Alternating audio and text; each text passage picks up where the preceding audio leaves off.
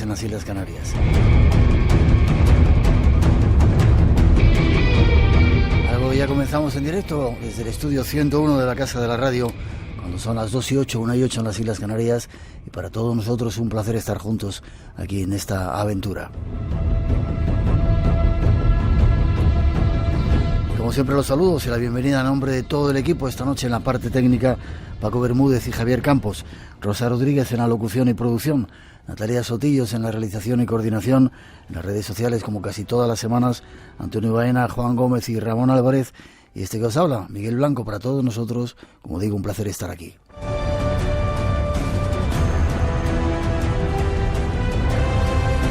Abrimos redes sociales, como siempre tenemos un montón de premios, 5 en total, seguramente alguna sorpresa más para todos los que queréis participar esta noche. En redes sociales, Face, Twitter y no sé cuál es, Instagram, Blanco Radio, 900-137-137 nuestro teléfono de llamada gratuita, 633-50-50-11 nuestro para WhatsApp, para notas de voz si queréis, y Blanco Radio, espacio en blanco @rtv.es. Son tantos que se me olvidan a veces.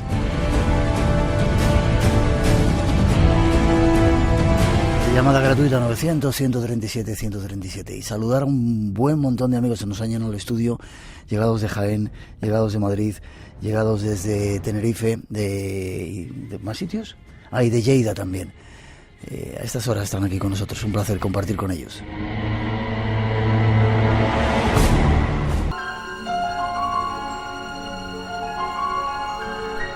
Seguiremos con un misterio también llegado de los cielos. Se popularizó en la última década del siglo pasado y sus huellas dejaron muchas incógnitas. Nos referimos al tema Ummo, estas extrañas misivas llegadas de otro planeta. El asunto parecía resuelto, pero han surgido nuevas dudas. Y junto a nuestra nueva invitada, esta noche trataremos de aclararlas. Mucha atención, el asunto trae sorpresas. Este es nuestro cuaderno de viaje de esta noche. Os aseguramos que será apasionante.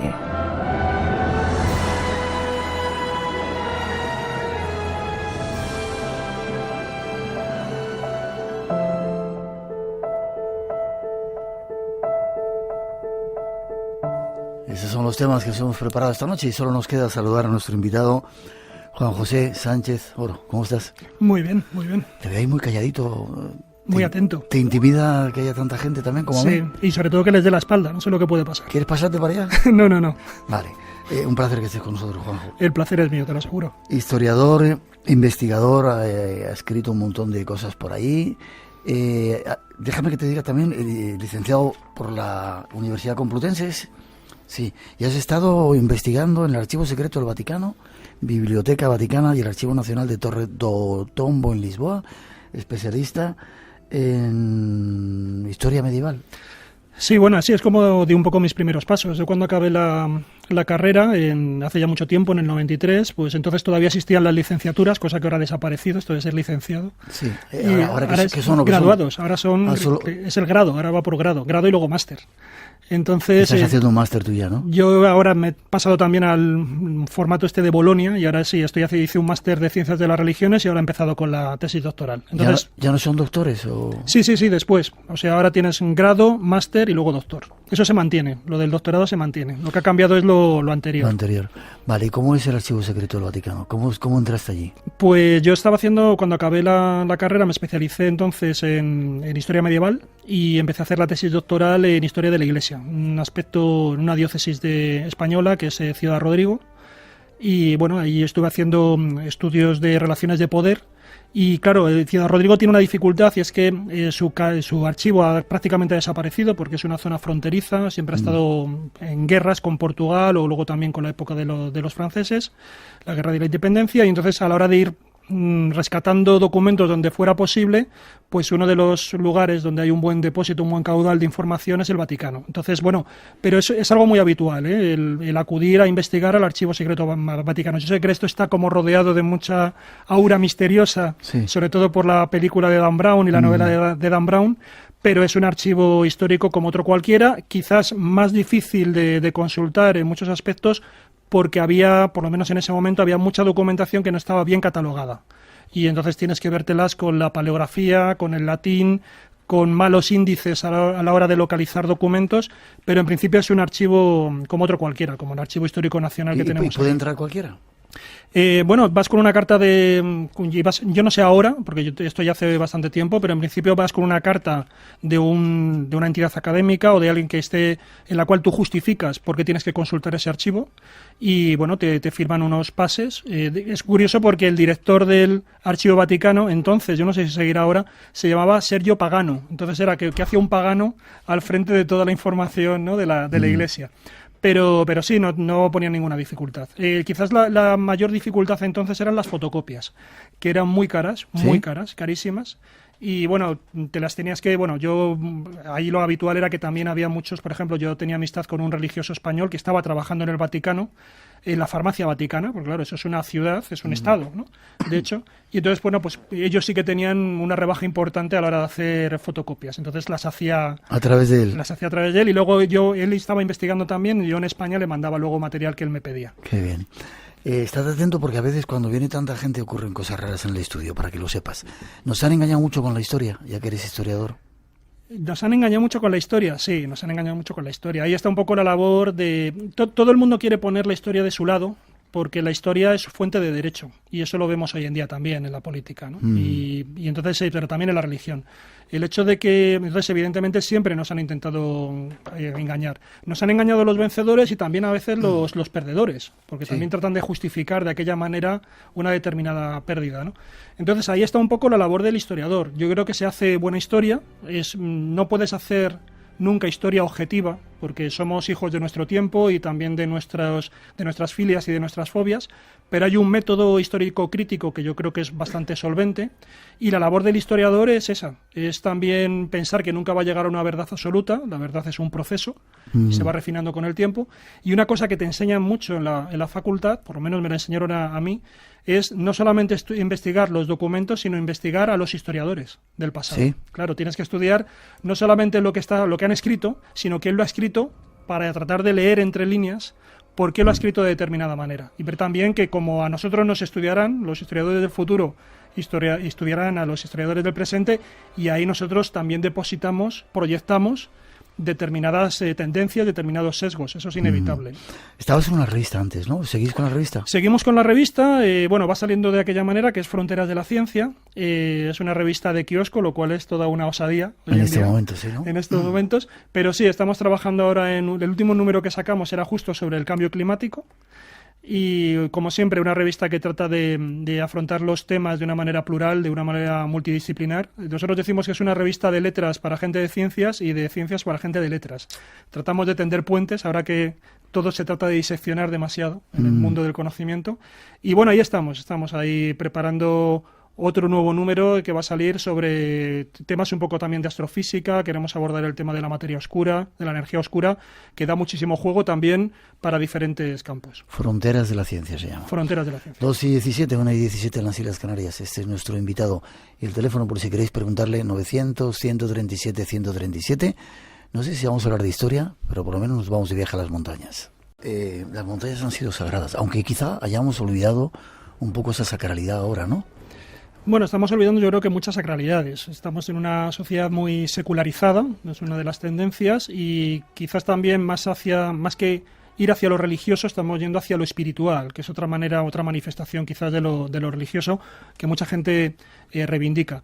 Las montañas, podemos hacer lecturas de mucho tipo, pero es cierto que, como tú dices, es una especie casi de componente universal dentro de las diferentes religiones.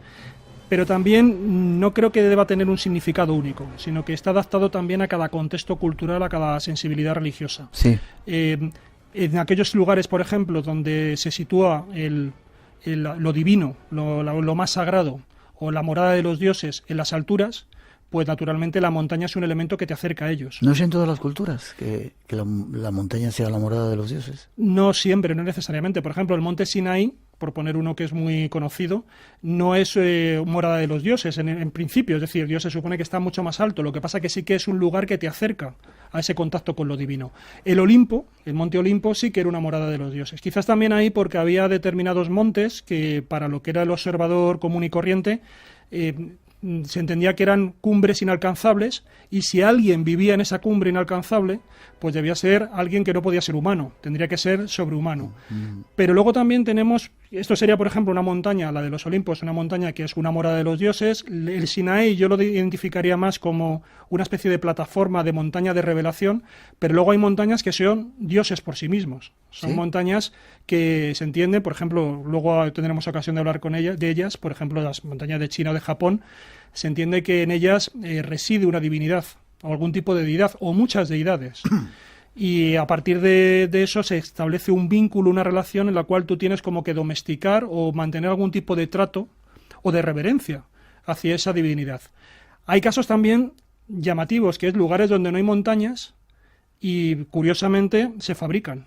Y tú las conoces también muy bien. Las pirámides. Las pirámides de diferente tipo. O los zigurat también, ¿no? Si nos vemos aquí a Oriente Próximo. Pero, por ejemplo, en un lugar como el Yucatán, que es una superficie, es una planicie en su mayoría, han tenido que fabricar pirámides que realmente funcionan. Es un poco la manera de solucionar una carencia, que es esa falta de montañas, para también desde ese punto ser un promontorio a partir del cual tú te diriges desde las alturas al resto de del pueblo, ¿no? Estoy recordando ahora, por ejemplo, los apus que habitan en toda la zona de América, en las montañas. Ahí sería la morada de los dioses para ellos. También, todos claro, los Andes. exactamente, sí. Yo por eso te digo que ahí seguramente lo que ha ocurrido, y eso es desde una perspectiva histórica es muy interesante, seguramente a las montañas se le ha considerado una residencia de poder que a veces no está muy claro si es benéfico o maléfico o ambas cosas.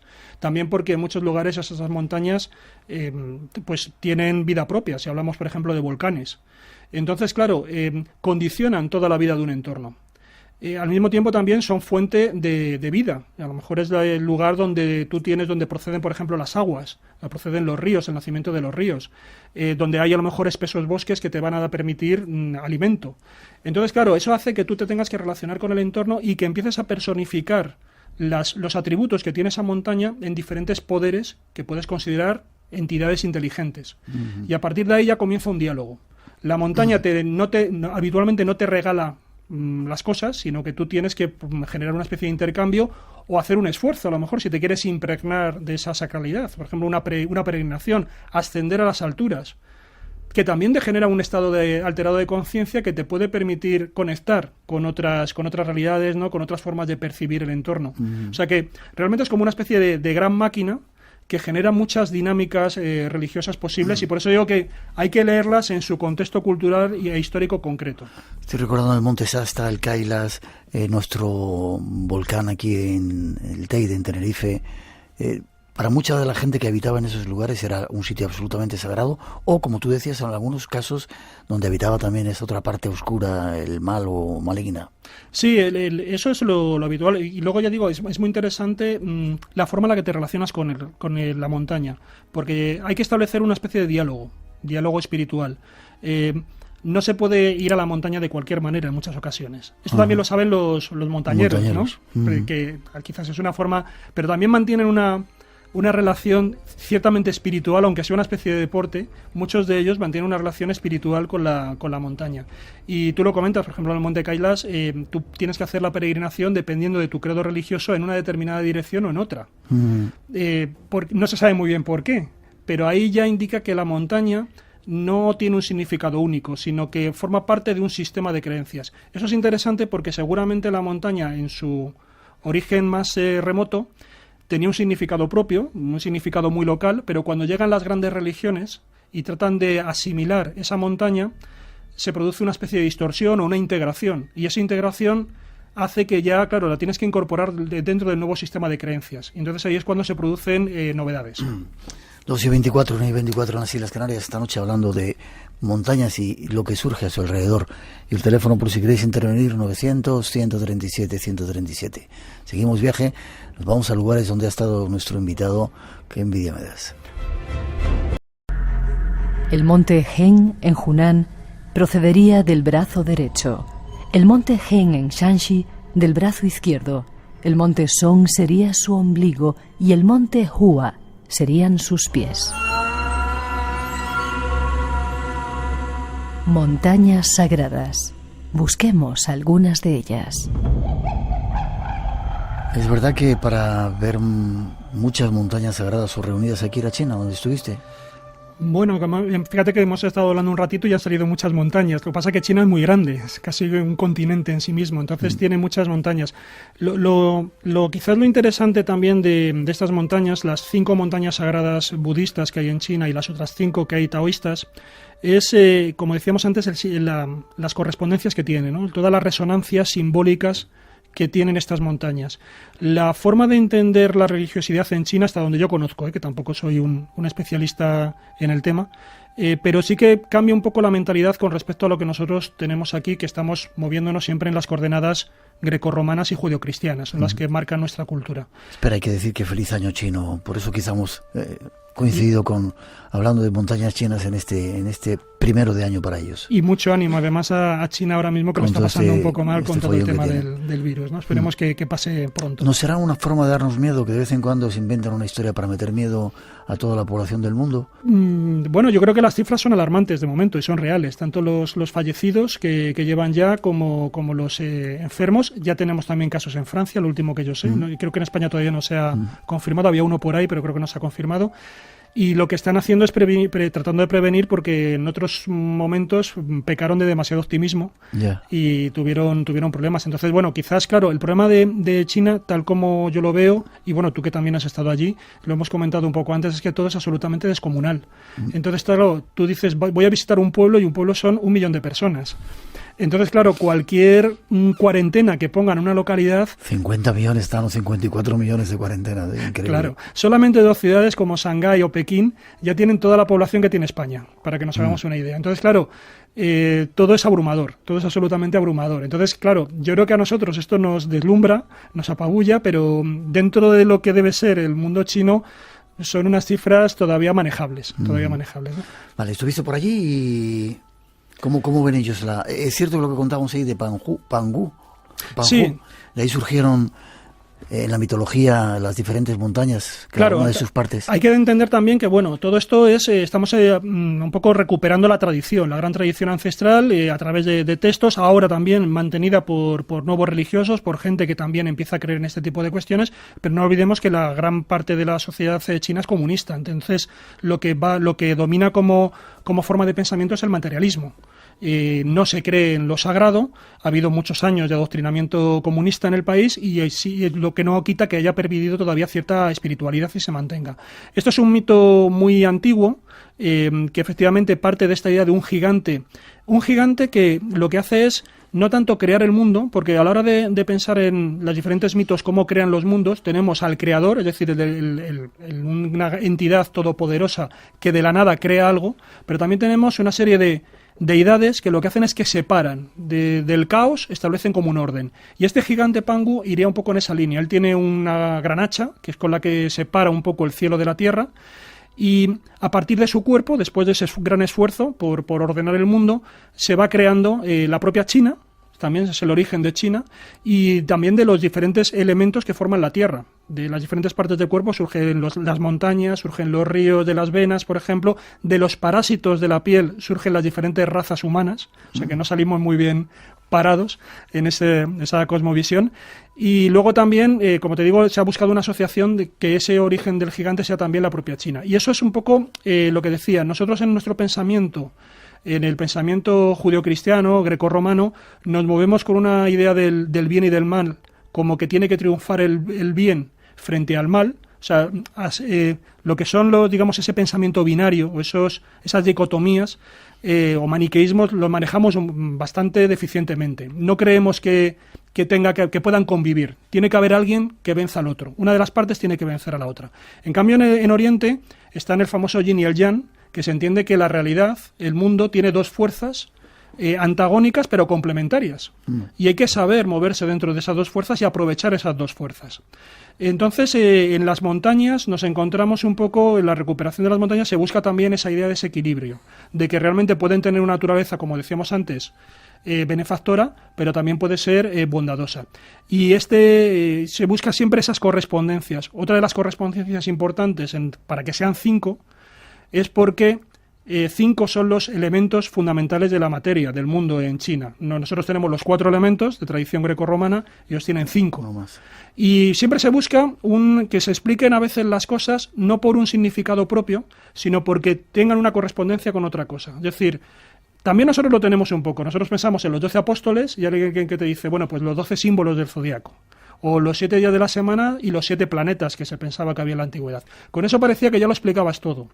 Aquí también se busca que todo el cosmos esté en orden y que siempre haya unas correspondencias entre unos elementos y otros. Por eso es muy importante que haya 5 montañas sagradas y a la vez haya 5 elementos. Y también sean los 5 puntos cardinales del espacio. Entonces todo entra en armonía, porque ellos también valoran el centro como un punto cardinal. Entonces todo esto hace que se establezca como una conexión muy íntima entre el macrocosmos y el microcosmos y parezca que todo está perfectamente ordenado. Y en el centro del mismo, luego, naturalmente, está el emperador, que es el hijo del cielo en China, y que es un poco el encargado como sacerdote de armonizar o de permitir que siempre todo ese cosmos fluya de una manera ordenada.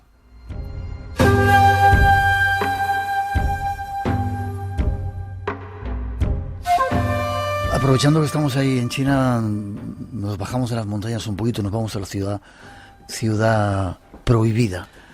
He visto hoy unas imágenes de la plaza y qué raro verlo sin nadie, cuando cada vez que vas ahí es tremendo. ¿Qué es eso de la ciudad prohibida? ¿Qué significaba o qué significado tiene? Pues mira, es un poco también lo que estamos comentando. La ciudad prohibida no está en una montaña, pero sí que tuvieron que construir una montaña al norte, porque también la ciudad prohibida es un santuario. Nosotros lo hemos visto quizás también a través de las películas, ¿no? Del Último Emperador, por ejemplo. Lo hemos visto como una especie de palacio civil y quizás porque también dentro de nuestra perspectiva tenemos muy separado la Iglesia y el Estado, los recintos civiles de autoridad civil de los recintos de autoridad eclesiástica, pero en cambio en China el propio emperador, como te digo, era también un sacerdote, una especie casi de sumo sacerdote, algo salvando las distancias, pero como un faraón, ¿no? Es decir, de su actividad, de su comportamiento, de una serie de rituales que tenía que practicar, dependía que todo funcionara bien dentro del imperio. Y por lo tanto, su residencia tenía que estar también en armonía con el cosmos. De hecho, era uno de los ombligos del mundo. Entonces, todo el diseño, absolutamente todo el diseño de la ciudad prohibida está pensado y tiene una intencionalidad simbólica para cumplir esos requisitos. No hay nada que esté hecho al azar. Entonces, hay algunas dudas, por ejemplo, hay debates un poco académicos de si, por ejemplo, las leyes del Feng Shui, que son bastante conocidas también aquí en Occidente, de cómo tienes que colocar los elementos en el espacio para que fluyan las energías, pues si eso realmente está implantado dentro de lo que es la topografía de la ciudad prohibida, o no, o es que de hecho directamente el Feng Shui está ya contaminado, entre comillas, por todo lo que es el pensamiento oriental, que como decimos, todas estas armonías espaciales lo impregnan absolutamente todo. Pero es cierto que, por ejemplo, al norte se hizo una montaña artificial, que ahora es un promontorio lleno también de una serie de santuarios. Al sur, por ejemplo, tiene que haber un río, porque hay que combinar la altura y la montaña con el agua. Y luego hay cantidad de simbolismos propiamente del emperador para distinguirlo del resto de los humanos. Que hay ahí toda una numerología esotérica apasionante. El 9, ¿no? El se 9. repite mucho. Hay un dicho que no es exactamente real, pero bueno, que se dice que la ciudad prohibida tenía 9.999 habitaciones. Esto no parece que no es exacto, pero sí que lo que indica es que el 9 era el número reservado para el emperador, el 10 era el número de lo divino, de las deidades, el 9 era el exclusivo del emperador. Hay, por ejemplo, en todas las puertas de las estancias que pertenecen al emperador, hay unas tachuelas, una serie de filas, son unas tachuelas en las puertas que son doradas, porque también el amarillo es el símbolo, era el color exclusivo del emperador, nadie más lo podía utilizar. Y también están en 9 filas de tachuelas, con 9 tachuelas cada fila, ¿no? Ahora hay una superstición, vamos a decir así, una creencia popular, que hay que tocar esas tachuelas para buena suerte, para regresar, etcétera, etcétera. ¿Lo hiciste? Por supuesto, sí. Yo voy y hago los ritos con el máximo respeto, pero sí, por supuesto que lo hice. 2:36, 1:36 en las Islas Canarias. Ahora sí nos vamos de nuevo, volvamos hacia las montañas. Hay una que invitado que tenemos, tuvo la suerte y las narices de visitar, ya os vamos a contar.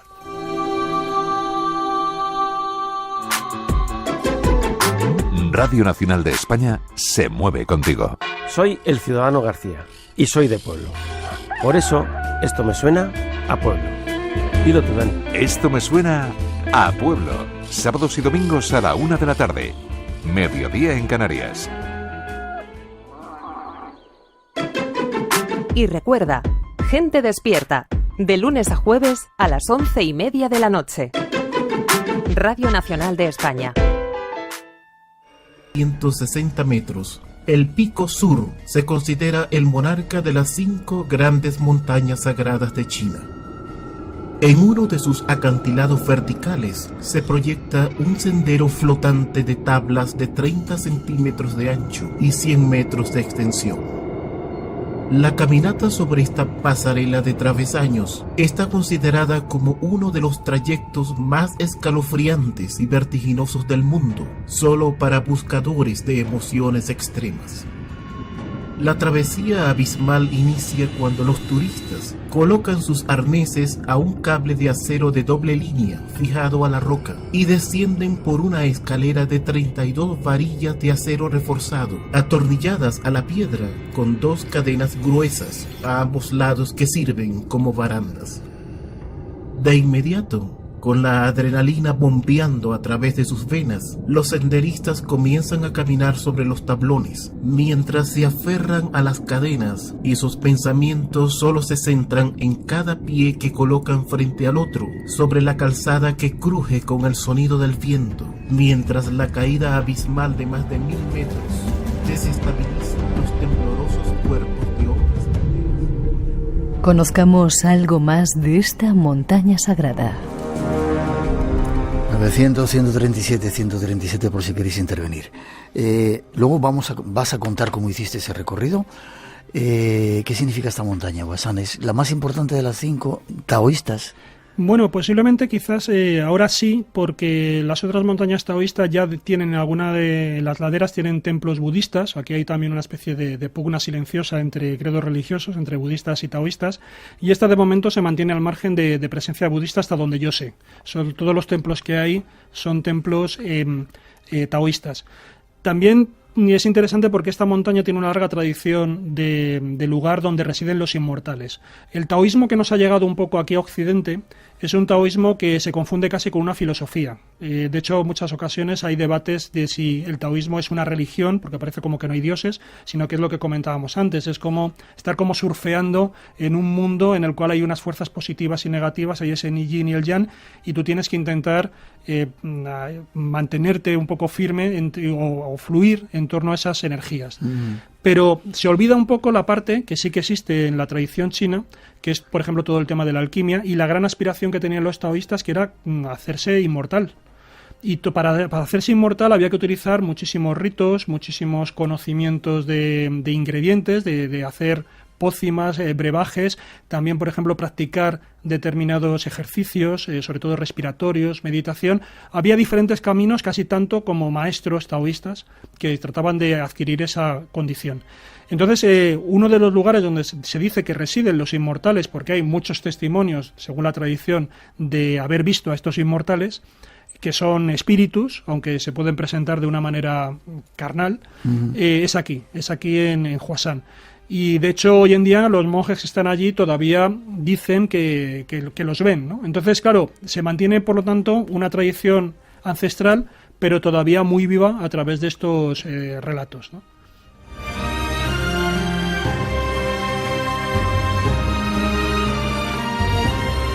¿Y por qué se llama la montaña de los medium también?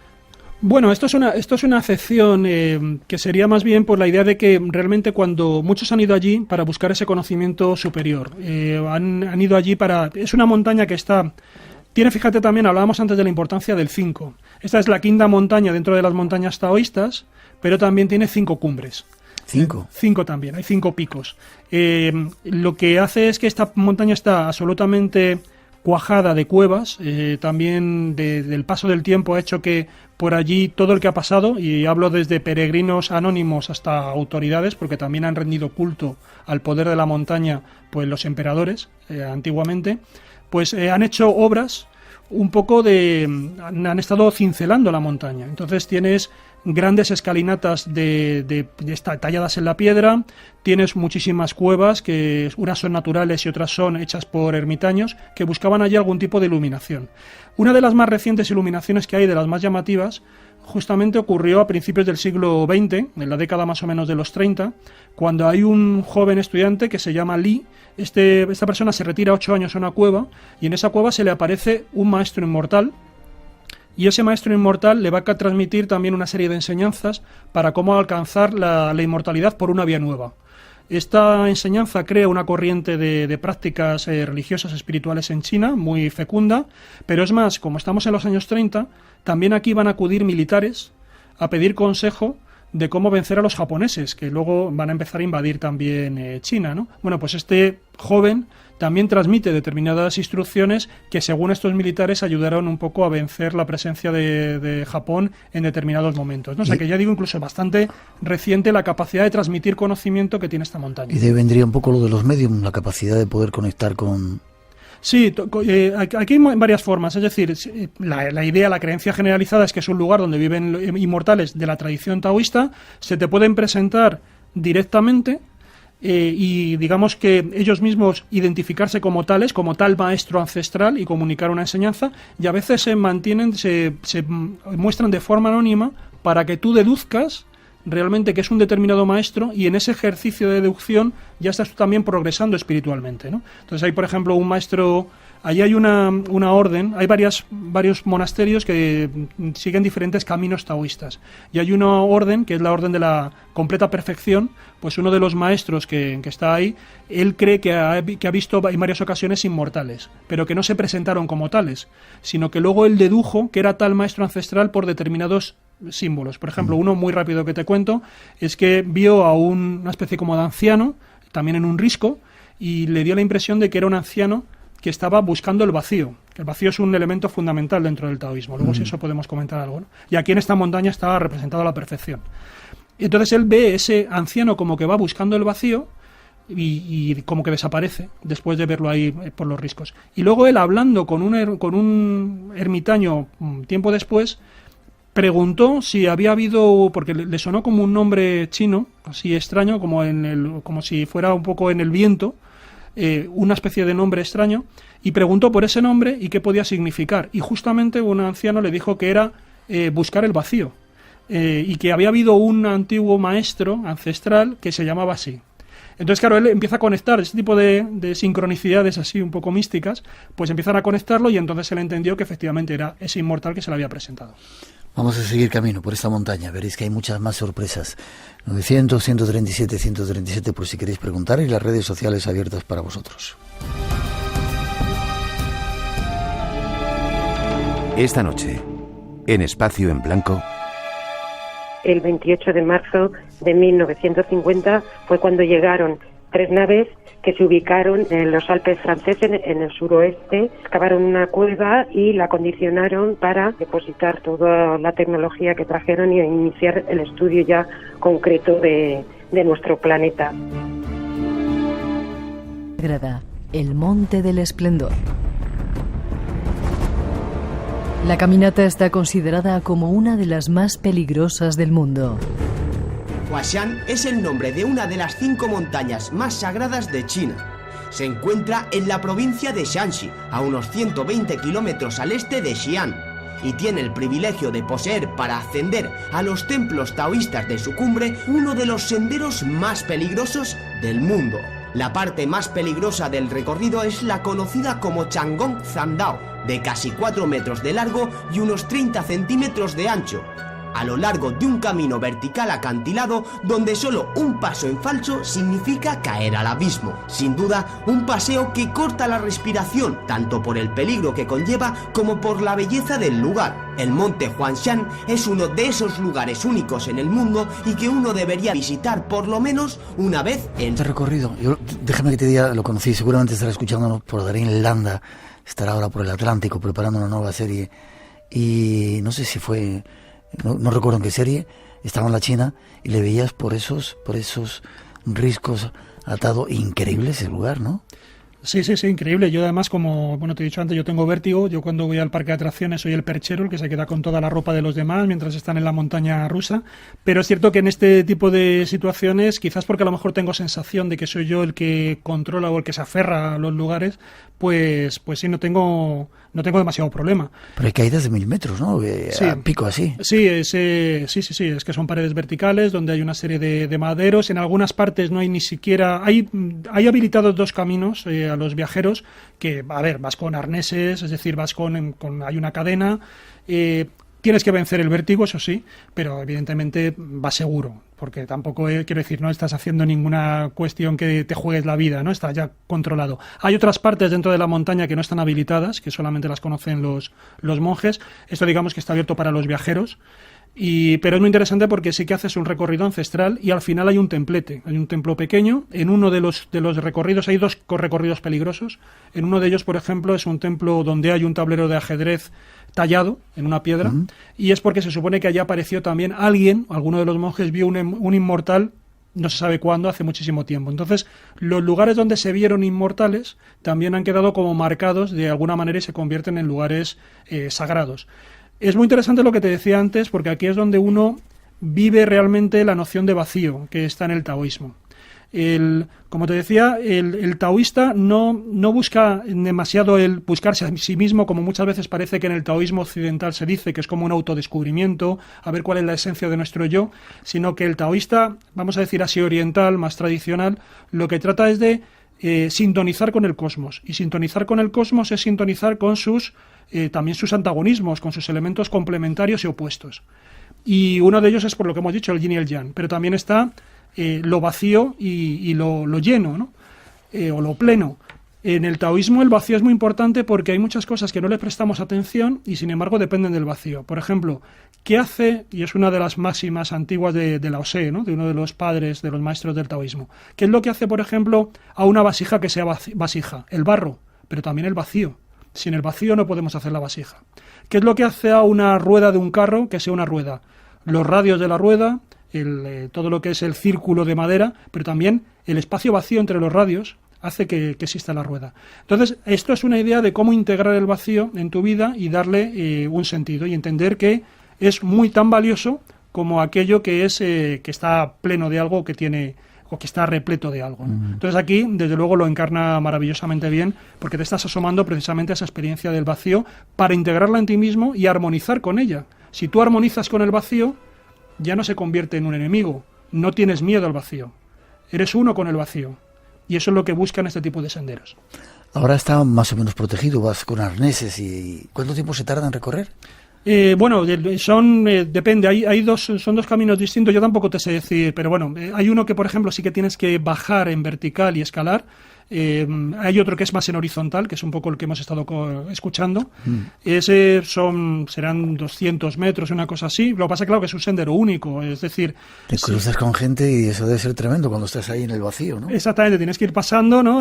Uno por encima del otro, porque hay unos tablones y en algunas partes ni siquiera hay tablones, en algunas partes lo que hay es unas oquedades talladas en la pared, donde solamente puedes poner la puntera del pie. Solamente pasas la puntera y el talón queda al aire. Entonces, bueno, como digo, tienes al mismo tiempo todo el circuito, digamos, tienes una cadena a media altura, que es la que tú te vas agarrando como si fuera una especie de barandilla, vamos a decir así, pero está pegada a la pared, no está en el otro lado, hacia el abismo, digamos. Ya. Y antes, cuando no había esos arneses, ¿cómo lo hacían los monjes para ir hasta el templo de arriba? Pues sin el arnés, es decir, ahora hay un cable de seguridad también paralelo a la cadena. Antes tenían que ir agarrados a la cadena o a la cuerda. Yo he visto fotos de los años 30 en blanco y negro, cuando todavía, porque luego la montaña Huangshan va a entrar en decadencia después de la Revolución Comunista.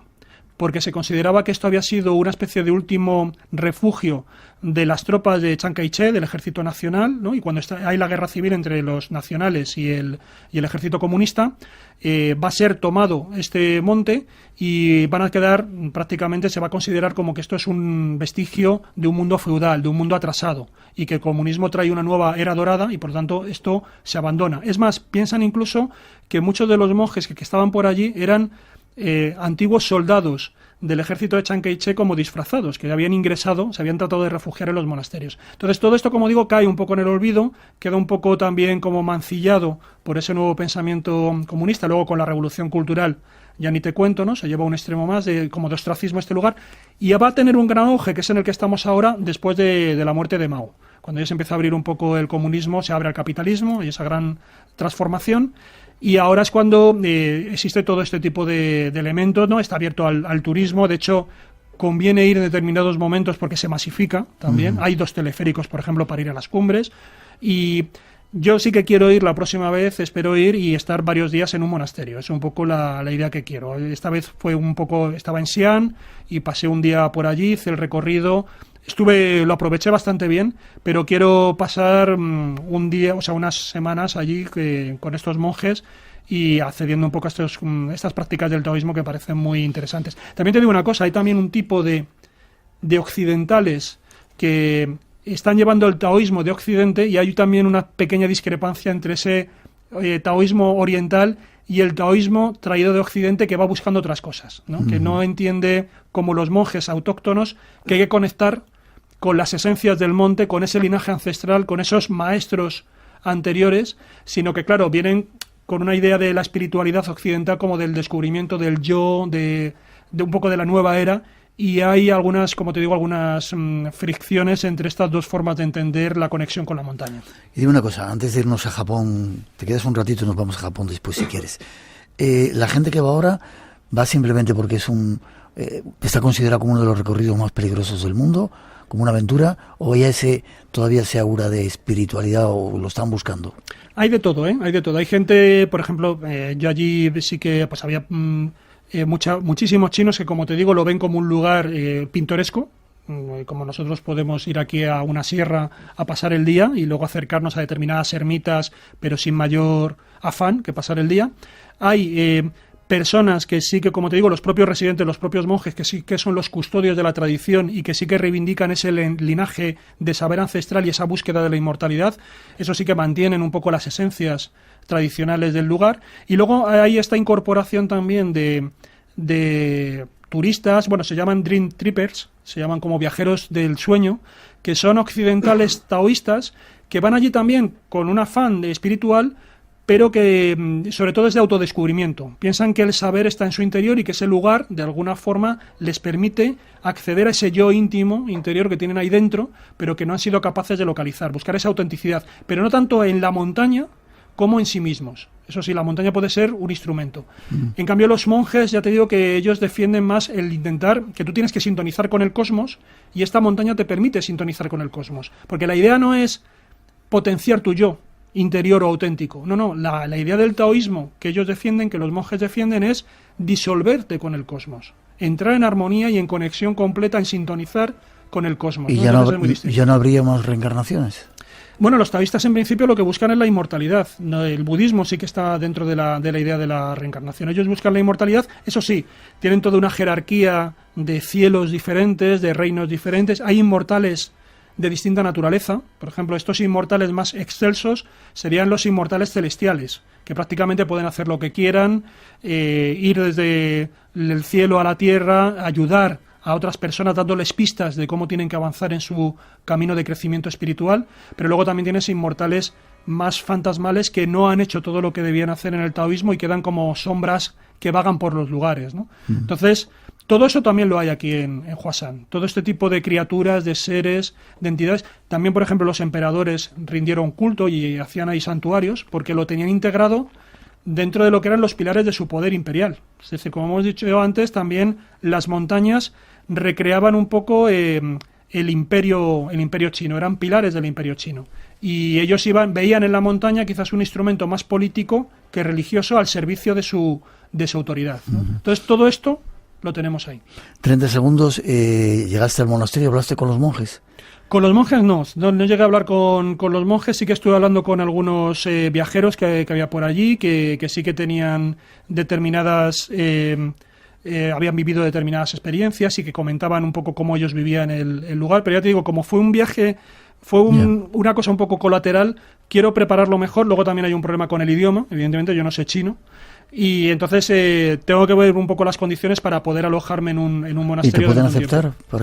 Sí, ya te digo que ahora mismo sí que hay muchos viajes con estos Dream Trippers, que son estos viajeros oníricos, vamos a decir así, que van desde Occidente y que hay monasterios que te permiten que tú puedas alojarte allí durante bastante tiempo y seguir toda la liturgia del monasterio sin ningún problema, ¿no? Además puedes hacer una ascensión como corresponde, desde la base, que son 4 o 5 horas subiendo hasta que llegas a las cumbres, y luego ya allí diferentes cuevas, lugares, todos los lugares tienen un simbolismo, tienen una historia detrás muy, muy fuerte, y son también residencias de diferentes seres o criaturas. No todos son inmortales, también hay demonios, hay lugares maléficos. Te aconseja la tradición que no te separes de los itinerarios que ya están abiertos, porque te pueden pasar cosas, ¿no? Entonces, como te digo, es un lugar que está absolutamente cuajado de una aura mágico-religiosa.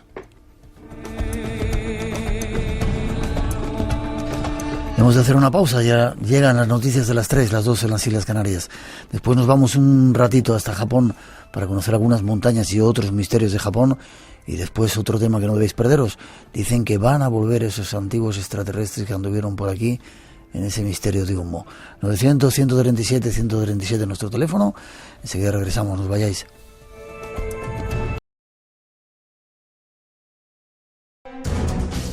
Tres y 6, 2 y 6 en las Islas Canarias, segunda hora del Espacio en Blanco. Las redes sociales abiertas, teléfono de llamada gratuita 900-137-137, el WhatsApp 633-50-50-11 y en Face, Twitter e Instagram Blanco Radio. Saludos a todos los que estáis ahí conectados, bien a través de la radio ahora mismo en directo, en la radio online o descargando el programa.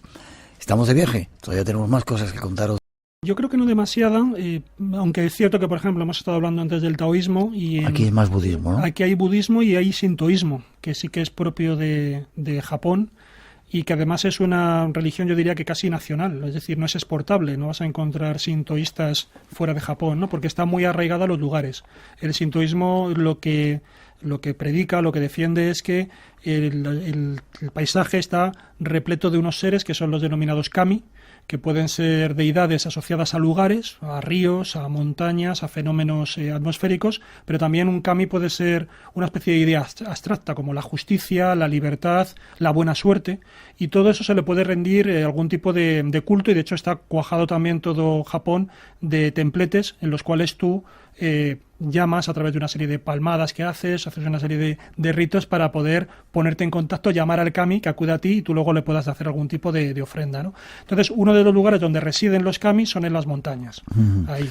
Vale, hemos elegido un poco esta historia de Japón para hablar de algunos monjes que tratan de buscar no sé si la inmortalidad o... Sí, la momificación. Sí. Claro, aquí, bueno, esto es uno de los lugares, a mí me parece, de los más espectaculares que yo por lo menos conozco y de los que más me ha impresionado hasta el punto de que fui una primera vez y fui una segunda vez ya con más detalle para poderlo ver mejor y tengo intención de ir una tercera vez en otras condiciones.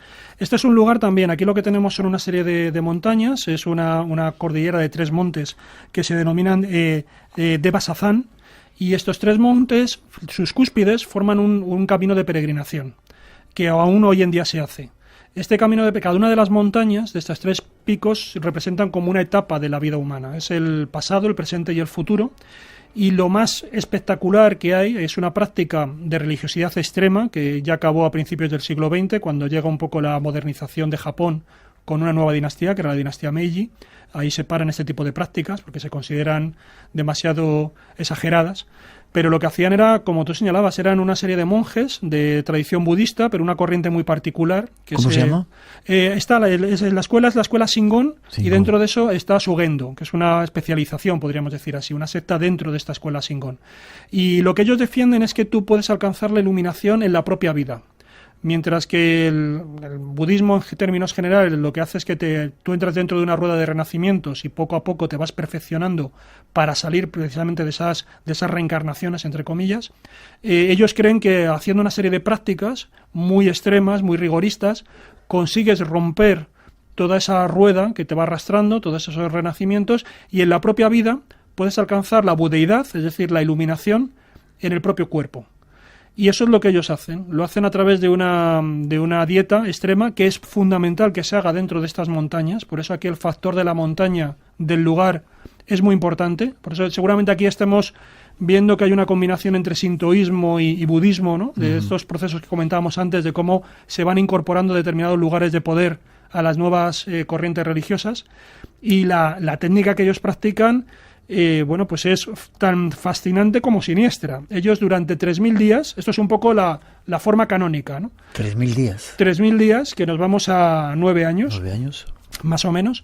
Los primeros 1.000 años, tú lo que haces es que eliminas todo lo que es la comida normal de frutas, cereales, y te dedicas a comer nada más que bayas que te da el propio bosque. Naturalmente, durante esos 1.000 días, con esa alimentación, a partir nada más que de agua y de esos frutos secos que te da el bosque, pues te quedas convertido en un puro amasijo de tendones, pierdes toda la grasa y te quedas solamente huesos, piel, vísceras y tendones. Los siguientes 1.000 días dices, bueno, pues parece que ya no se puede llegar a ningún extremo más. No, hay un paso más que se puede dar. Durante los siguientes 1.000 días, eliminas los frutos secos y te dedicas a comer hojas, corteza de árboles y raíces. Y eso sí, de hecho la dieta se domina comer madera. La traducción es como comer madera, comer árbol. Pero claro, para acompañarlo, porque eso tiene un mal trago, para acompañarlo te puedes hacer una infusión a partir de una planta, un arbusto que hay también en estos bosques, de cuya savia, la savia se utiliza para lacar muebles. Para lacar los muebles. Es decir, tiene un componente químico tóxico, con lo cual tú lo que estás haciendo es envenenando tu cuerpo, lo estás emponzoñando. Y además puedes beber agua de muchos de estos arroyos y ríos que tienes allí, pero esta agua también se ha comprobado que tiene, en algunos riachuelos, tiene también pequeñas cantidades de arsénico. O sea que vuelves otra vez a añadir más veneno a tu cuerpo. ¿La finalidad de esto cuál es? Que es un poco lo que han estudiado los biólogos y los médicos que han analizado estas momias y esta práctica. La finalidad es muy sencilla, es que tú prácticamente estás embalsamando tu cuerpo en vida. Estás haciendo que ni siquiera los parásitos ni los insectos les apetezca comer tu cuerpo. Quedan 1.000 días más y ya terminamos. Los últimos 1.000 días, ¿qué son? Te haces un pozo de unos 2-3 metros de profundidad y te entierras vivo dentro del pozo. Sí. Acumulas una serie de raíces y de estos alimentos que tú tienes para mantenerte el tiempo que sea. Hablamos de 1.000 días, pero a lo mejor es demasiado optimista lo que vas a estar ahí. Pero te sellan el pozo. Y luego te colocan una caña de bambú para que sirva de respiradero. También tienes también tienes una campana, porque tú vas a estar en el interior rezando mantras, invocando a Buda de vez en cuando, nombrando a Buda de vez en cuando, y cada vez que nombras a Buda tienes que tocar esta campana, ¿no? Y también para que desde el exterior sepan que sigues todavía vivo. Tus compañeros de comunidad religiosa más o menos vean que todavía estás ahí. Cuando ya termina eso, ya no suena la campana, se supone que ya has fallecido, abren este túmulo y comprueban si tu cuerpo ha sufrido algún tipo de putrefacción o no.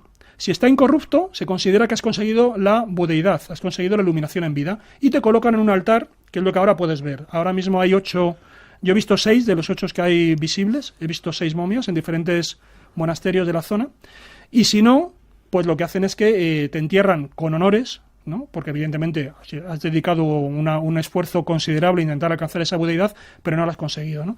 Hay toda una serie de historias alrededor de estos monjes, de leyendas, de la capacidad que tenían para ser auténticos benefactores de la comunidad, porque esto que hacían en su cuerpo lo hacían también para convertirse en budas vivientes y guiar también al resto de los mortales hacia ese camino de la iluminación. Incluso algunos se automutilaban, se arrancaban un ojo, por ejemplo, cuando había, por ejemplo, una epidemia que dejaba ciega a la gente en poblados. Ellos se arrancaban un ojo sano, porque de alguna manera pensaban que hay un gran Buda cósmico que conecta a todos los seres y que actuando sobre su propio cuerpo, actuaban también sobre el de los demás. Y sacrificándose ellos, espiaban, digamos, el mal del resto de los mortales. Qué curioso.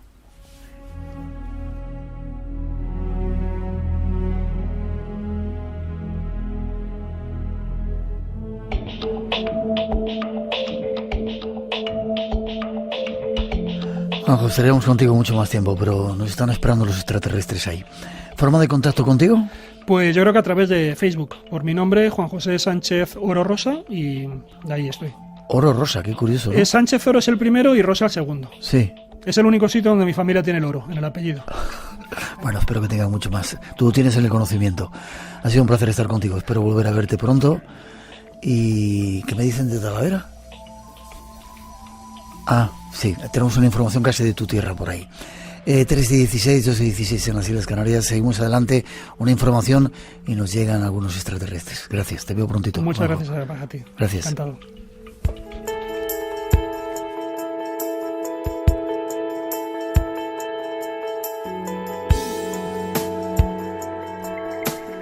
Y vamos con informaciones, datos de esos actos que se realizan o se preparan en nuestro país, hablando de este mundo del misterio.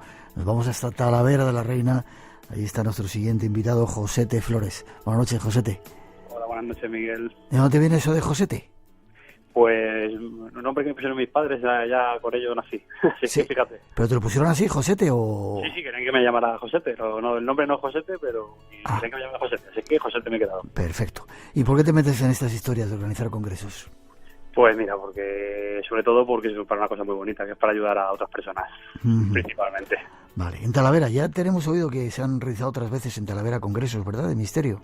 Sí, hicimos la primera jornada el año pasado y este año nos hemos animado ya con la Asociación de Cultura que creamos el año pasado, pues a hacer la segunda jornada. Perfecto. Pues dime días. Atentos, Talavera de la Reina, un pueblo cerquita de Madrid, bueno, en mitad de Castilla-La Mancha, ¿verdad?, muy cerca de muchos sitios, un lugar lleno de misterios y lleno de historia, congreso de misterio, ¿cómo lo llamáis? Jornada del Misterio de Talavera de la Reina. Vale. Dime día. Pues el día es el sábado 29 de febrero. Solamente un día. Vale, ¿de qué hora a qué hora? Pues empezamos a las 10:30 de la mañana y terminaremos sobre las 9:30, 10 de la noche. Vale, 12 horas ahí llenas de misterios, ¿no? Tenemos una parada para comer y eso de 2 horitas y media, 3. Menos mal. ¿Y quiénes tenéis de ponentes? Pues mira, empezamos la jornada, a partir de las 10:30 hacemos la presentación, pero a las 11 de la mañana ya empezamos con David Fernández, un historiador, divulgador histórico y colaborador de prensa en Talavera, que nos va a hablar del Pozo Airón. Pozo Airón. El tema del Pozo Airón aquí en Talavera, pues se supone que había uno, entonces nos va a contar algo interesante. Bien. Luego seguimos a las 12:30 de la mañana con un descansito para el siguiente el turno de César Pacheco, que es un arqueólogo, investigador histórico y cineasta de aquí de Talavera, que nos va a hablar de la ciudad mítica y la real, la arqueología en Talavera de la Reina, entre el misterio y la ciencia. La verdad que va a ser una pasada la ponencia de César. Seguro. ¿Qué más? Caso. Pues luego haremos un descansito para comer, en este caso, que estaremos hasta las 2 ahí con César, y a las 5 retomaremos con el historiador, investigador y escritor Juanjo Sánchez Oro, conocido por todos, que nos hablará de la muerte 2.0, el ciberespacio y el más allá. Qué bien. ¿Y seguirá después? Seguirá después, a las 6:30, tenemos el turno del periodista, escritor e investigador Miguel Pedrero, que nos va a hablar de ovnis, una explicación que no va a gustar a nadie. La primera vez que habla de esto, según me ha dicho Miguel. Seguro. No le gustará a nadie, seguramente. Sí, la charla, pero no la explicación. ¿Qué más después? Pues luego tenemos una micropresentación, pues, porque vamos a hacer una pequeña ruta cuando terminemos para la gente que venga a la jornada, por eso animo a la gente que se pase por aquí, para dar una presentación de un libro que se llama Talavera de la Reina Retazos, de Daniel Moral, y va a hacer la presentación del libro allí, aprovechar un cachito, y nos va a hacer una mini ruta luego esos retazos de Talavera, de esas leyendas de Talavera, esos misterios de Talavera. Lugares siempre misteriosos que son desconocidos hasta que alguien alza la voz y empieza a darles a conocer, ¿verdad? Eso es. Vale, ¿y cuándo termináis? ¿Ya termináis? Terminamos, luego seguimos a las 8 ya, pero grabamos Dragón Invisible hasta las 9:30, 10 de la noche. Perfecto, el programa de nuestro compañero también. De Jesús Ortega, sí señor. Perfecto. Día 29 de febrero, qué curioso, 29 de febrero, ¿verdad? No todos los años tienen un 29 de febrero. Además que sí, lo hemos cogido a apuesta, por Lo eso. habéis elegido a propósito, qué bien. ¿Forma de contacto? Pues forma de contacto, pues nos pueden localizar en la página web de oculturatalavera.es o bien a través de Facebook de Ocultura Talavera también, o de Instagram también. Ahí nos pueden localizar. Oculturatalavera.es. ¿Hay que pagar algo? Sí, hay que pagar 10 euros de entrada, porque totalmente benéfico, o sea, los 10 euros que recaudemos va para la asociación ASEN de enfermedades neuromusculares de Castilla-La Mancha para ayudar a un montón de personas que le hacen falta. O sea, es íntegro lo que recaudemos, se va a dar íntegramente a ASEN. Perfecto. Una vez más, el Misterio sirve para actos solidarios, para ayudar a los demás y encima para divulgar un montón de temas interesantes. Josete, enhorabuena, si podemos ahí estaremos. Fuerte abrazo para ti y para todos, que estamos invitando ya que vayan a Talavera a conocerlo. 29 de febrero, ese día especial en este año bisiesto, el 2020, que va a ser increíble para todos.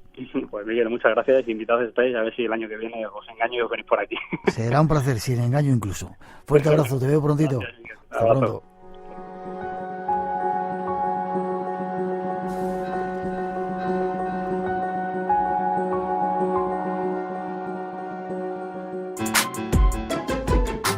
Radio Nacional de España se mueve contigo. Todos los adjetivos relacionados con lo singular, la valentía, la elegancia o lo extraño. Como os decía, entramos en el Museo del Prado una mañana de primavera con Luis Eduardo Aute. Escucha el arte. También quizá esta exposición de Juan Genovés surge en un Nos gusta el arte. Comenzamos este recorrido en la Sala Canal. La radio tiene ojos, con Ana Morente. Trasladar el mundo de los ojos, el mundo del arte, al mundo de vuestros oídos. La radio tiene ojos. Sábados y domingos a las 2:30 de la tarde. Te contamos lo que vemos. La 1:30 en Canarias. Y recuerda, 24 horas fin de semana. El informativo de noche del fin de semana. Radio Nacional de España. Hola, somos Juan de Ibea.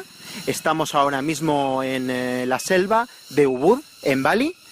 Y así suena la selva para Espacio en Blanco en Radio Nacional de España. Disfrutadlo.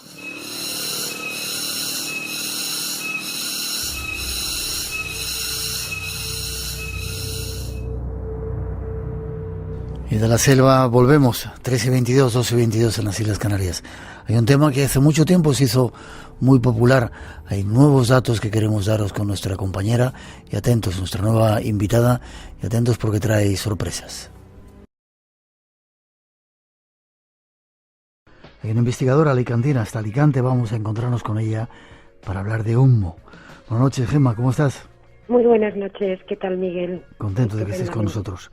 Gemma, igualmente. Gemma Lozano, ¿cuánto tiempo llevas investigando el tema de humo? Lo que es investigando llevaré unos 30 años y familiarizada con el tema 40, desde los 12, wow. 12, 13 años, sí. Has escrito un libro que se llama Humo, Último Mensaje, 2016-2019, que luego nos vas a aclarar porque hay una cosa muy, muy curiosa que dicen que en mayo de este año 2019 los de Humo han abandonado la Tierra. Pero luego nos lo cuentas, ¿vale? Vamos, si te parece, al principio de los principios. ¿Cuándo empieza esta historia de Humo y qué es esto de Humo para quien no conoce? Hay mucha gente joven que se ha unido a nosotros y no sabe lo que ha pasado. Cuéntame. Bueno, el tema de Humo se remonta al año, fíjate, en 1934, según nos cuentan ellos en sus informes. En el mar de Terranova se estaban haciendo unas pruebas de alta frecuencia, de emisión de alta frecuencia en código Morse, con efecto rebote en la ionosfera. Pero ¿qué ocurrió? Que parece ser que en esa época la ionosfera tenía la capa de ionosférica era muy muy fina, con lo cual, en vez de hacer rebote, esas ondas lo que hicieron fue traspasar la ionosfera y, claro, salir al espacio. Fueron al espacio. Fueron al espacio 14 años después, pues en un sistema solar se detectaron esas ondas que las tradujeron como una figura del cuadrado. Concretamente en el planeta Humo, que fue la que detectó las ondas, la transcribieron como un cuadrado y desde entonces le dieron al planeta origen de esas ondas Oyaga, que significa el planeta del cuadrado. Y así empezó esta fascinante historia referente al tema Humo.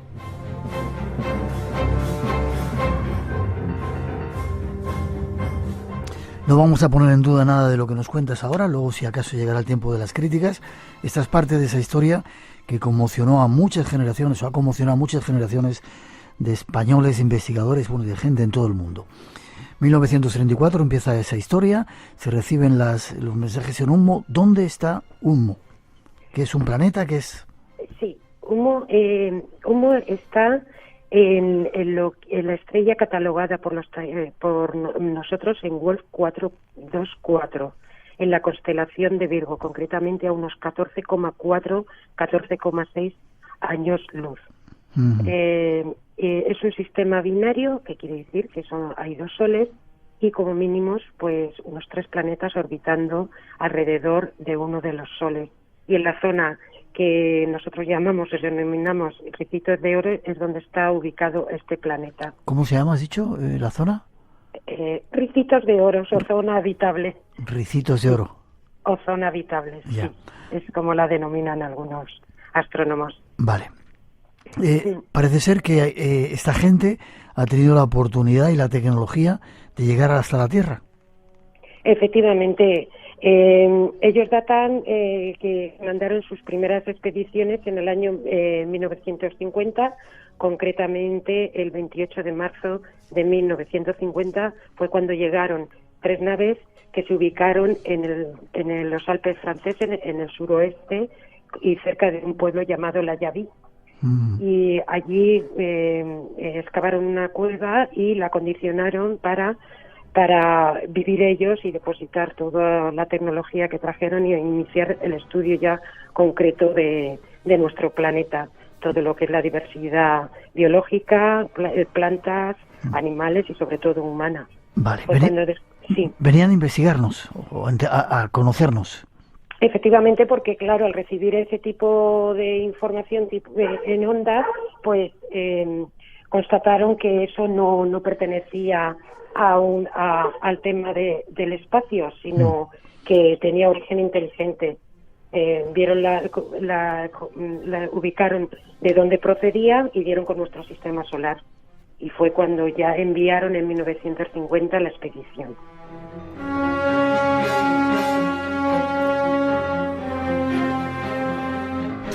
Me dicen una pregunta por ahí. ¿No detectaron esas 3 naves cuando llegaron a esos Alpes franceses? ¿Nadie vio nada? ¿O hay alguna prueba de que realmente llegaron? Nadie vio nada. Sí que cuando se instalaron en los Alpes tuvieron contacto con un pastor. Ese pastor actualmente, claro, ha fallecido, y también ocurrieron una serie de eventos como fue la sustracción de ciertos objetos de una cabaña cercanos a donde tenían su base, y que posteriormente se dio con esta familia a la cual se sustrajeron los objetos, pero curiosamente también esta familia en compensación pues tuvo un incremento de su economía y de hecho se fueron a vivir cerca de Marsella. Ya. ¿Quién sustrajo los objetos? ¿Los summitas? Los mismos summitas, para hacer un estudio sobre ellos, objetos inverosímiles para nosotros como es papel higiénico, como es un contador de luz, cosas inverosímiles. Inclusive pues parece que hicieron unas pequeñas pruebas a los moradores de la cabaña, y si les trajeron algún de la zona de la mano piel, secreciones de la axila, etcétera, etcétera. Sí, parece que hicieron algún estudio de tipo médico-biológico sobre los moradores, que era un matrimonio, y si mal no recuerdo, 2 o 3 hijos. Pero ya te digo que en compensación a ello, pues años más tarde esta gente pues se fue a vivir a Marsella. O sea, hubo una compensación ahí de tipo quizá económico. Y el hecho de que no se detecte la presencia de estas naves, pues claro, con ese avance tecnológico fácilmente pueden camuflar a cualquier avance nuestro tecnológico de detección, está claro. Esta noche esa extraña historia de Unmo, contada de otro punto de vista y de otra manera. Ya veréis qué sorprendente. Espacio en Blanco. Tu cita con lo desconocido. En Radio Nacional. Con Miguel Blanco. Y esta noche con Gemma Lozano hablando de los summitas. Damos un salto en la historia, si te parece, Gemma, y de repente comienzan a llegar diferentes mensajes a unas cuantas personas en este planeta, aquí en España. ¿Qué pasa? ¿Quién mandaba esos planetas y cómo era? Bueno, correcto. A partir del año 1966 tenemos constancia de que en España empiezan a llegar una serie de cartas manuscritas, mecanografiadas, para ser concreto, a una serie de receptores que formaban un grupo y se reunían en un café en la calle Alcalá de Madrid, en la Ballena Alegre, efectivamente. Podríamos decir que ese grupo estaba comandado por el ya fallecido Fernando Sesma, que era el que de mente más abierta y más proclive a la creencia de este tipo de temas y sobre todo al tema de la vida extraterrestre. Déjame que diga un segundito, Gemma, que en ese café en aquel tiempo se reunía, bueno, lo más florido de la intelectualidad de este país. Había artistas, había escritores y un grupo también de intelectuales, entre los que se encontraba Fernando Sesma y otros cuantos, y ahí es donde llegan los mensajes, ¿verdad? Empiezan a llegar allí las primeras cartas, que de hecho quizá para mí son unas de las más importantes en toda la historia del tema humo, porque son cartas a nivel científico muy alto para la época que se daba, y sobre todo en ese periodo de tiempo es cuanto más proliferaban este tipo de comunicados. Anecdóticamente, pues también quisieron dejar evidencia de su presencia a través de los famosos comunicados de que iba a haber ciertos aterrizajes que hubo, que ha sido muy cuestionado, como tanto el de Santa Mónica en febrero del 66, como el de San José de Valderas, el de Aluche en 1966, y el de San José de Valderas en junio de 1967, que también hubo un aterrizaje en la zona de Aluche en ese mismo día. Vale.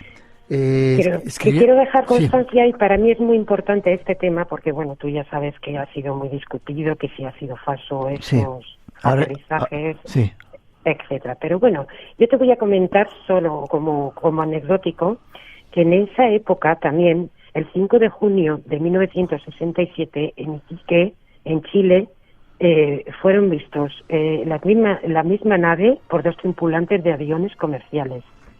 Luego, el 5 de junio de 1967, también, en Nueva Gales del Sur, a 40 kilómetros de Sydney, Australia, unos campesinos también fueron testigos de este tipo de nave.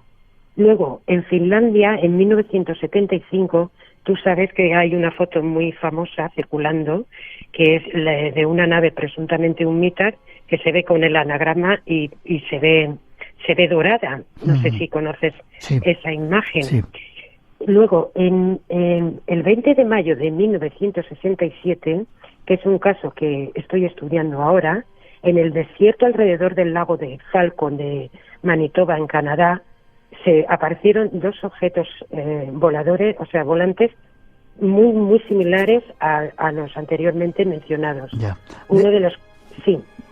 Déjame que te pregunte, ¿cómo eran las características de esta nave? ¿Qué hacía que fueran diferentes a otros avistamientos que se estaban dando ya en la época? Pues la forma lenticular y el anagrama que aparecía en la panza como una H con los extremos abiertos al exterior y una raya en vertical, el famoso anagrama de humo. Que también hay que decir que el anagrama aparece y desaparece según ellos consideren quién debe verlo o quién no debe verlo. Que no crea la gente que es algo que está pintado allí. No vamos a poner en duda lo que estás contando de esos aterrizajes en San José de Valderas, etcétera, aunque son muy controvertidos, pero... No, simplemente te estoy dando una relación en distintas épocas. En 1985, tú sabes, el comandante Carlos García Rodrigo, el avistamiento que tuvo con el Boeing 727 que pilotaba cerca de Teruel y que duró 7 u 8 minutos, y justamente vio lo mismo, la nave lenticular con el anagrama de humo y el famoso caso de Voronezh en 1989. O sea, que hay un listado de casuística ovni con dicho anagrama que no es casual y que no puede estar inventado, porque ha sido en sitios tan dispares y alrededor del mundo. Es lo que te vengo a decir, que bueno, que se ha discutido mucho el caso de San José de Valderas, pero bueno, no se ha discutido el caso en sí, sino lo que son las fotografías, que esa es otra historia, efectivamente. ¿Te cuento un secreto? Sí, claro. Un día, cuando salió todo ese caso, junto a Manuel Carballal, fuimos Sí. con un ovni que habíamos hecho nosotros, una maqueta, Sí. y nos pusimos a hacer la misma fotografía que había salido con ese castillo al fondo. Correcto. En la sí, lo fotografía conozco. se veía absolutamente perfecto. Esa maqueta parecía realmente un ovni, ¿no? Casi nos matan algunos de los que pasaban por ahí diciendo mentirosos, mentirosos. Pero bueno, lo dejo ahí simplemente.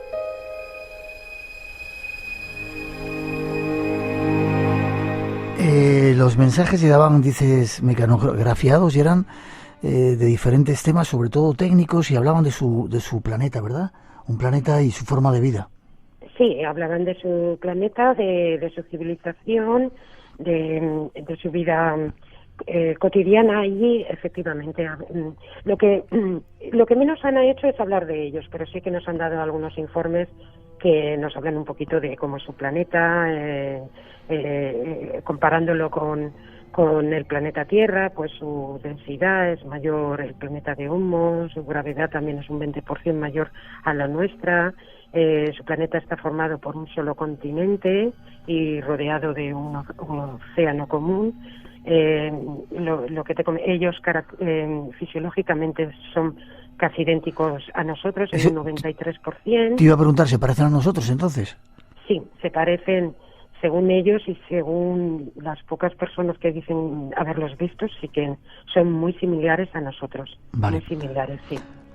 Tipo nórdico, quizá, sí, tipo nórdico, y solo un examen exhaustivo médico o forense notaría algunas diferencias con respecto a nosotros. Vale, has dicho que algunos individuos los han visto. Yo creo que sí, por lo menos el mecanógrafo que redactaba las cartas en Madrid, por supuesto que los tuvo que ver porque se las dictaban a él, y yo creo que también nuestro querido y bueno, fallecido amigo que tanto ha sido cuestionado, José Luis Jordán Bella. efectivamente los ha visto, por supuesto, porque con el tiempo yo creo que él ha sido también uno de los colaboradores de ellos, aunque él ha metido mucha mano en el descrédito del tema Humo, pero no quiere decir que no haya colaborado con ellos. Vale, ahora vamos a ese asunto, si te parece. Diferentes cartas que mandaban desde distintos sitios del planeta, ¿no? Parece que llegaban los matasellos. Correcto. De distintos puntos del planeta y a distintos destinatarios. Entonces hay veces que coincidían dos cartas en distintos puntos enviadas desde distintos puntos del planeta, con lo cual, pues claro, ahí la teoría conspiratoria de Jordán Peña pues cae. Vale. Cae por su propio peso, aparte de otras no podemos decir pruebas, pero sí conversaciones. Vale.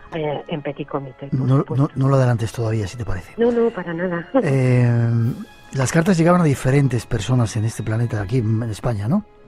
Sí, en España, en Francia, me constan también que en México llegó una en el año 1964, inclusive antes que en España, y en Argentina y en Estados Unidos también. Yo creo que ha sido a nivel mundial, pero sobre todo España y Francia han sido los destinatarios más importantes. Vale. A personas como Rafael Farriols, por ejemplo, ¿no? Ignacio de Arnaude. Ignacio de Arnaude, Luis Jiménez Maruenda. Bueno, hay bastante gente. Personas, sí, hay inclusive creo que alguna llegó a Alfonso Paso, que no está catalogada incluso en el catálogo que hizo Darnaude con respecto a todas las misivas de Humo. Vale, te digo otra cosa. Nosotros también tenemos otra carta que no está catalogada, pero ya te lo contaré en otro momento. Muy bien. Esas cartas yo también tengo otra, ¿eh? Vale, lo apuntamos. Esas cartas tenían diferentes informaciones, salen ahí y de repente surge, digamos, la polémica. Alguien empieza a investigar, Manuel Carballal está entre otros. Habla con José Luis Jordán Peña, que era un psicólogo metido en la Sociedad Española de Parapsicología, y parece ser que acaba confesando que toda la historia de Humo era mentira. Se decía también que podía ser un proyecto secreto de la CIA para ver cómo se reaccionaba en un país en aquel tiempo, bueno, no demasiado evolucionado como era España, ante un posible encuentro con extraterrestres. ¿Qué hay de todo ello? Pues tú ya sabes, como bien dices, Manuel Carballal, Javier Sierra, José Juan Montejo estuvieron implicados en esa investigación. Y bueno, aparte de la confesión que hizo Jordán Peña, inclusive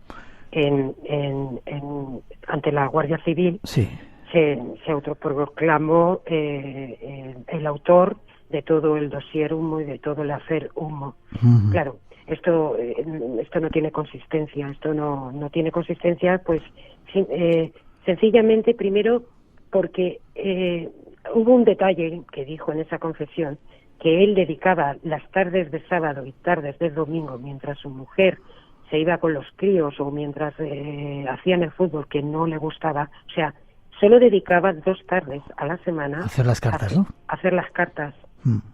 Es que es inviable.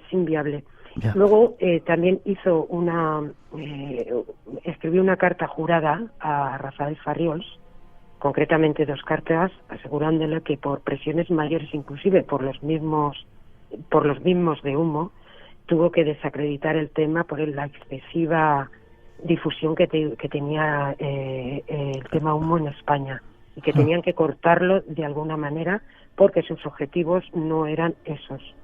Y claro, ya durante ese periodo de tiempo ya se había escrito tanto sobre Humo, ya había trascendido fronteras, ya se estaba manipulando la información de alguna manera o tergiversando totalmente los documentos originales, que de alguna manera pues fue Jordán Peña como un chivo expiatorio. Ya. Yo creo que no ha sido él. Yo creo, y me consta, y además ya por conversaciones particulares. Tú sabes que Jordán Peña era alicantino, sí, y pasaba largos periodos aquí en Alicante y se reunía muchísimo con los miembros del CIN, del cual yo soy. Formas parte. Yo estoy y formo parte. Uh-huh. Entonces ha habido conversaciones largas y extensas, y aparte que él mostró a algunos miembros del CIN que en esa época yo no estaba siquiera viviendo aquí en Alicante, pues como unas cositas que demostraba el origen extraterrestre de los de Humo.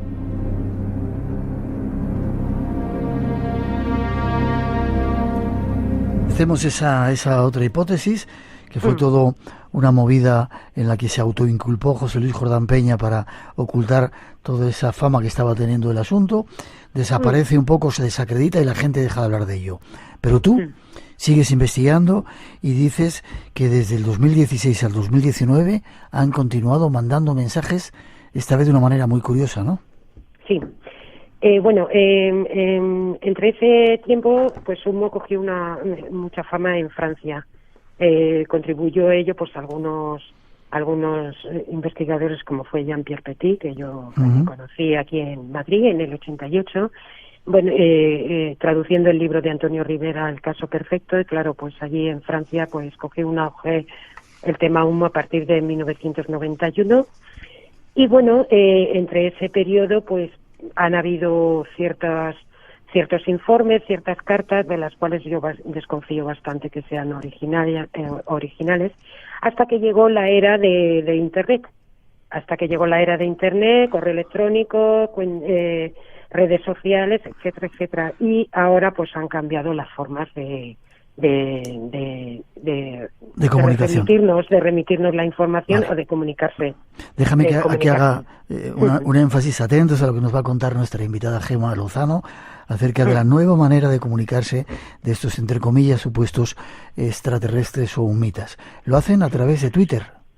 Efectivamente, lo hacen a través de Twitter y en Facebook en menos escala, hasta fecha actual. Hoy se han cortado,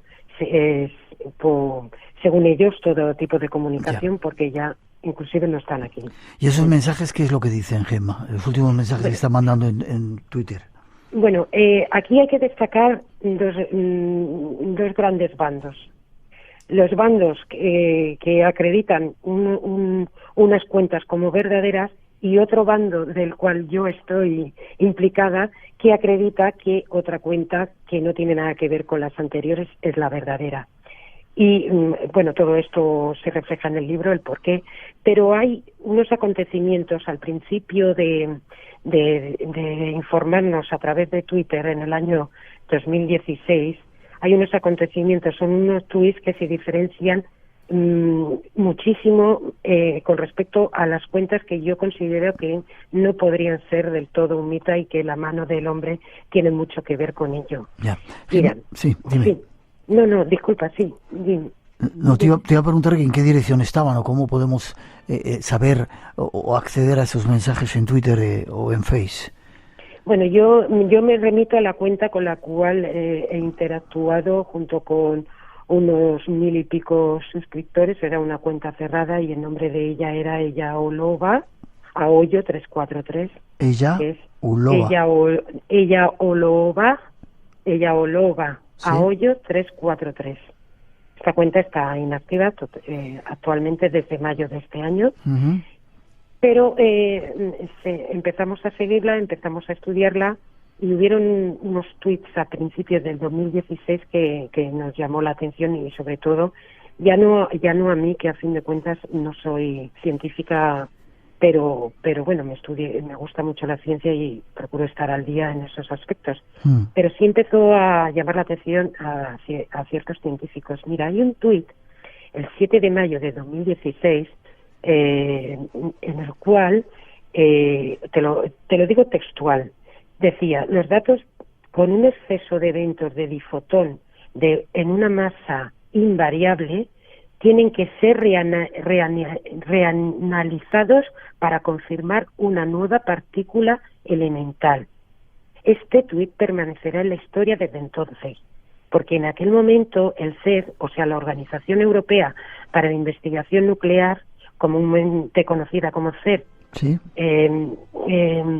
Estaba operando el laboratorio de física de partículas más grande del mundo. Anunció haber encontrado una partícula que también fue confirmada por un segundo colisionador ubicado en Estados Unidos. Uh-huh. Pero, sin embargo, 6 meses después, el CERN reconocerá su error de análisis. ¿Cómo pudo saber esta entidad o cómo pudo saber Aollo 343 que este descubrimiento era un error con 6 meses de antelación? Esto ya nos abrió los ojos de decir, señores, aquí se masca algo, aquí puede haber algo que verdaderamente tenga un origen o alguien muy muy conectado con el mundo de la Organización Europea para la Investigación Nuclear o efectivamente que sea un expedicionario, como dice ser, del planeta Humo. Ese tuit pasará a la historia porque ha reafirmado, y de hecho ha reafirmado con varios científicos que comentaron el hallazgo este.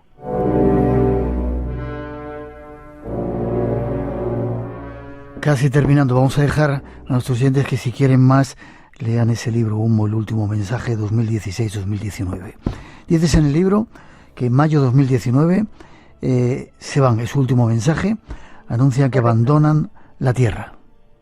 Abandonan la Tierra, parte de ellos, pero parece que se han quedado dos o cuatro observadores para ver los acontecimientos, lo mismo que ocurrió durante el periodo del 90 al 2016, que quedaron observadores simplemente y no creo que tuvieran contacto, sino no creo que intercambiara ningún tipo de información manuscrita. Ya. Por lo cual pues dejaron en manos de terrestres pues muchas cartas apócrifas y bueno, vale. Estuvieron en observación. Vale, están entre nosotros porque son muy similares a nosotros y dices en el libro, no los busques ahora, ya se han ido. Nos informan de que la primera parte de su misión ya ha concluido, pero volverán. Hacia 2047 volverán y pronostican que ya estaremos listos para su contacto, que pueda ser pleno y se puedan dar a conocer, ¿no? Sin ocultamientos. ¿Así es? Correcto. Entre esas frases, claro, hay que leer todos los últimos mensajes recibidos desde marzo del 2019, que ya son mensajes más personalizados, dirigidos a un grupo, a un petit comité, entre los cuales estaba yo incluida. Ya, ¿y están en ese libro? Están en este libro, por supuesto. Vale. ¿Y por qué no nos dan una prueba definitiva o siguen con ese ambiente de secretismo? No quieren darse a conocer, no quieren decir en voz alta que están aquí. Yo creo que las pruebas concretas están en los informes. Están todas en los informes. Lo único que nosotros, como seres humanos, un poquito demasiado crédulos, también creamos una dependencia emocional a cuando ellos presuntamente ya no están. Y no nos dedicamos a estudiar exhaustivamente todo el contenido de la información que se nos ha transmitido. Hola, buenas noches. ¿Has visto la cantidad de gente que ha venido a vernos? Bueno, tenemos muchísimos ojos ahora apuntándonos. A mí me pone súper nervioso esto. Ya te lo notamos, ya. Los que trabajamos aquí contigo. Vale. Está muy nervioso, ¿eh? Pero que se les oiga, es que si no parece que nos lo inventamos, ¿no? Están. Menos mal que estamos ya casi terminando y se van para casa. Bueno. No sé, ¿ganadores primero?